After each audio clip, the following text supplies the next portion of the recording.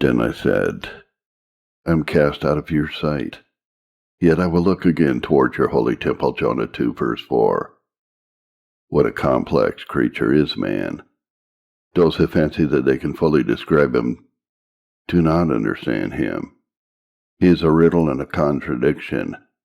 As Ralph Erskine wrote, I'm in mine own and others' eyes a labyrinth of mysteries. Here, for instance, is a confession from David. So foolish was I, and ignorant. I was as a beast before you. Nevertheless, I am continually with you. You have holden me by my right hand. Psalm 73, 22 and 23. Paul says, O wretched man that I am, who shall deliver me from the body of this death? I thank God, through Jesus Christ our Lord. Romans 7 verses 24 and 25. He is strengthened with all might by the Spirit of God in the inner man, and yet he is weakness itself. In the text, Jonah appears to be in a despairing condition. I am cast out of your sight. And still he has hope, for he resolves, yet I will look again toward your holy temple. Everything seems lost, and yet as long as a man can look to God, nothing is lost. God cannot see him, so he thinks, yet he talks about looking towards God.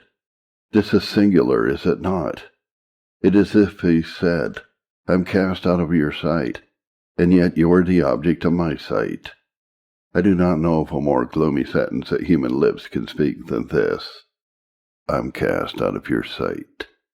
I do not know of a more hopeful resolution that the human heart can determine upon than this. Yet I will look again toward your holy temple. O untried and inexperienced brother, be not at all disconcerted when you cannot comprehend yourself. On the contrary, take it as one of the evidences that there is a divine life within you. When you become a mystery to yourself, if like a schoolboy you can draw your own likeness on a slate, with a piece of pencil you can say, this is all myself. Why then, you will be rubbed out, and your image will be forgotten. But an immortal and divinely inhabited spirit which is to survive sun, moon, and stars is not so readily sketched, while you are brother to the worm, and akin to corruption. You are nevertheless nearly related to him that sits on the eternal throne. Vast regions of wonderland lie between your condition as the abject prey of death, and your portion is an heir of God by Jesus Christ. Manhood is a great deep.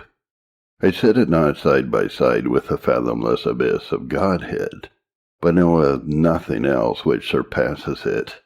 Our text next leads me to observe that faith in the child of God, whatever may be his circumstances, still comes to the front. Here is Jonah, in such a wretched condition that he says, I am cast out of your sight. And yet despite this he declares, yet I will look again toward your holy temple. The huge Atlantic waves come rolling on. It sweeps not only over the feet and breast of faith, but it rises far above her head. And for the moment faith seems to be drowned. Wait an instant, and with her face ruddy from the wave and her locks streaming from the flood, faith lifts up her head again and cries, yet I will look again toward your holy temple. Faith, motto, writes, invicta, shall ever rise forth upon the white horse, conquering and to conquer. Faith is a child of the omnipotent, and shares in his omnipotence. It is born of the eternal, and it possesses the immortality. You may crush and grind it, but every fragment lives. You may cast it into the fire, but it cannot be burned. Neither can the smell of fire pass upon it. You may hurl it into the great deeps, but it is bound to rise again. Faith is an eye that was made to drink in the sunlight, and so long as God is the sun, there will be eyes of faith to rejoice in him. If we have faith, there is that in us which overcomes the world, baffles Satan, conquers sin, rules life, and abolishes death. All things are possible to him that believes. Faith triumphs in every place, notwithstanding that her life is of one continued trial. Offense is broken like a potter's vessel, and reason is frail as a spider's web. But faith abides, and grows, and reigns in the power of the Most High. Please observe, for it may be for the comfort of some here present, that Jonah was in a position altogether unique, and yet faith stood him in good stead. You have read of Joseph in the dungeon, but his imprisonment was nothing compared with the entombment of Jonah in the belly of a fish. You have read of Job on a dunghill, in utter misery. It is a sorry plight, but there are many Jobs in one Jonah, if we reckon by present misery and distress. To lie as a living man, and a living sculptor was horrible.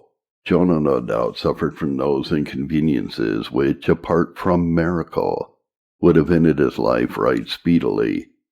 A dark, stifling, pestilential cell would have been preferable to the maw of a shark, or whatever great fish it may have been which had swallowed him.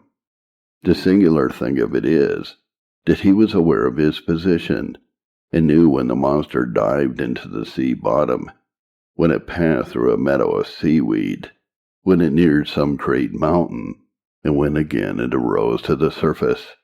This makes the miracle all the more striking, for one is apt to imagine that the man must have lain dormant, or at least must in a measure have been unconscious while in such singular hiding. His position was such as never mortal man had known before or since. Now it sometimes happens that singularity gives a sting to sorrow. When a man believes that nobody ever suffered as he is doing, he concludes his case to be well nigh hopeless. Dear tried friend, you cannot say this with any certainty, I'm sure, for you have comrades with you in your every grief. But Jonah could say it with absolute truthfulness. He was where never man had been before, and where never man has been since. To be alive, his trial was all his own. No stranger intermeddled in it. In his affliction he had no predecessor, and no successor. He was the first and the last, that for 3 days and nights had dwelt in the belly of a fish. He was singular to the last degree, and yet, here is the blessedness of it, his faith was equal to his position. You cannot banish faith. Her home is everywhere. You have seen upon a Manx penny the 3 legs, which must always stand. Turn a coin whichever way you please. Such is faith. Throw it wherever you may. It always falls on its feet. If faith be in a little child, he gives the child wisdom beyond its years. If it be in a decrepit old man, it makes him strong out of feebleness. If it be faith in solitude, it blesses a man with the best of company. If it be faith in the midst of adversaries, it brings to a man the best of friends. Faith in weakness makes us strong. In poverty makes us rich, and in death makes us live. Get a firm confidence in God, and you don't need inquire what is going to happen. All must be well with you, winding or straight, uphill or down, or through the fire, or through the sea. If you believe, your road is the King's highway. If faith does not fail, nothing fails. Faith arms a man from head to foot with mail through which neither sword nor spear nor poisoned arrow can ever pierce, though it be forged upon the anvil of the devil's greatest subtlety. No weapon can prosper against you, O true believer. You are as safe as he in whom you believe, for he shall cover you with his feathers, and under his wings shall you trust. His truth shall be your shield and buckler. If I might at this time help any child of God who is in trouble into a solid rest in God, I should be indeed delighted. Oh, that ever blessed Spirit would help me to that end. Carefully note, first, the verdict of sins. I'm cast out of your sight. And secondly, the resolve of faith. Yet I will look again toward your holy temple. These, remember, were both found in one man, at one time. One. First, here's the verdict of sins. Please notice that it comes first in the text. Sense hurriedly decides, I'm cast out of your sight. It is noteworthy that unbelief is always first to speak. Whenever David observes, I said in my haste, you will notice that something is to be confessed which was unwise and untrue. Unbelief cannot wait. It must have its say. It blabs out all its silly soul at its earliest opportunity. In your own case, if you can be calm and patient, you will speak to God's glory.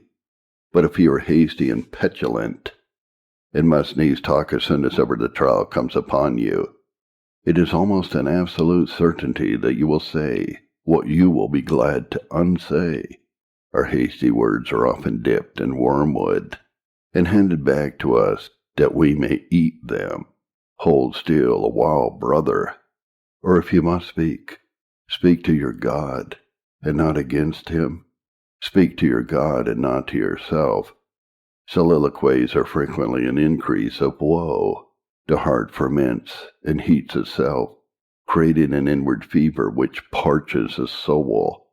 If a vessel lacks vent, it is not held by being stirred within itself. Yet, such is the case when we say with David, I pour out my soul in me. Better is that word, you people. Pour out your heart before him, even before the living God.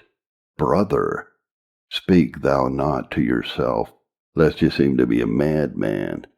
You may vex your soul exceedingly by those lone maunderings. Speak to God. Even if you utter hasty words, and words of unbelief, they are better uttered in his presence than muttered within your own heart. He will hear them in any case, but when he perceives that in your spirit there is no guile, though much impatience, he will freely forgive you all your childish error of too hasty speech, and help you to bear up under your woe. Speak, for silence slays, but speak to God, for he is full of compassion. Take the warning of the text, however, and be slow to murmur, remembering that the carnal nature is ever swift to speak, and sure to speak amiss. This verdict of sins in the next place was apparently very correct. I said, I am cast out of your sight. Did it not seem so? Jonah had tried to get away from God, and God had pursued him with a tempest, and almost broken the ship to pieces in order to be at him. As a result of the tempest, he had been hurled into the sea, and in the sea a great fish had swallowed him, and he had been carried down till the floods compassed him about. Did not all his surroundings confirm his suspicion that he was a castaway? Could he expect ever again that the word of the Lord would come to Jonah the son of Amittai? Could he hope ever again to stand with the joyful multitude that kept holy day in the courts of the Lord's house, or to present his sacrifice of thanksgiving upon Jehovah's altar? No. If he judged by his feelings, he was shut up to the conclusion which he expressed. To remain nothing to him but bare life, and that in such a condition that one could hardly desire to have it continued. He reckoned, with abundant show of reason, that he must be cast out of God's sight. Yet it was not so, and therefore I invite those of you who have begun to judge your God by what you feel and by what you see, to revise your judgment, and in future to be very diffident as to your power to come to any just conclusion as to God's dealings with you. Thank God you will be wrong if you despair. It is much better for you to show your faith by relying on your God than to display your folly by saying, I am cast out. As this verdict of sin seemed to be correct, Jonah must have felt that it was assuredly deserved. If the Lord had dealt with Jonah according to his sins, he would have been a castaway. He had hurried to Joppa and taken a passage in a ship to go to Tarshish and anywhere else to flee from the presence of God. Now, what was a fitter punishment for him than that he should be cast out from the sight of God? Had not this been his inquiry at Joppa? Where shall I go from your spirit? Was it not this his demand? Where shall I flee from your presence? Now he has his answer. He is carried down till the depth closed him round about. His waywardness had come home to him. He had been paid in his own coin. And what could Jonah feel but that he was filled with his own ways? Had he died in the sea, he could not have doubted the Lord's justice. If he had been driven away as an outcast, it had been but righteous retribution to a runaway who refused his master's service. This must have made him doubly sorrowful. A guilty conscience is the sorest ingredient of all. When each were howled in Jonah's ear, "You deserve it." He was in an evil plight indeed. One sharp part of Jonah's misery was that God's hand was so evidently in his misery. He sees it and trembles. Observe how he ascribes all to God. "You have cast me into the deep, in the midst of the seas, and the floods compass me about. All your billows and your waves passed over me." We can bear a blow from an enemy, but a wound from our best friend is hard. If the Lord himself go forth against us, the war is one to tremble at. If the messenger of grief be commissioned by Jehovah himself, and we know it, mere carnal reason concludes that all is over finally, and that henceforth all we can do is to sit down and die. Faith doesn't think so, but this is after all the manner of flesh and sense. Observe that this verdict of "since I am cast out from God" was very bitter to Jonah. You can see by the way in which he speaks that it is a very heavy burden to him, and yet it seems strange that it should be so. Here is a man who, when he was in a wrong state of heart, sought to flee from the presence of the Lord, and therefore went to the sea coast on purpose, rejoiced to find a ship bound for a distant and almost unknown land, and paid the fare to sail in it, of set purpose, that he might flee away from God. And now that he thinks he is away from God, he is filled with horror and dismay. By this we know the children of God, even at their worst estate. O you that are the people of God, you may sometimes in your willfulness wish that you could get away from the all-searching eye. But if you could do so, it would be hell to you. If you are a child of God, you must dwell in the presence of God. It is your life, and you cannot be happy anywhere else. Oh, redeemed, regenerate man, it is impossible now for your once renewed spirit ever to be happy in the beggarly elements of your former condition, except in the divine atmosphere of heavenly love. There is no rest for you. You are spoiled for this world. O heir of the world to come, there was a time when its dainties would have been sweet to your taste, and your soul could have been filled with them. But that day is over now. You must eat the bread of heaven or starve. If you are not happy in your God, you are doomed to be happy nowhere.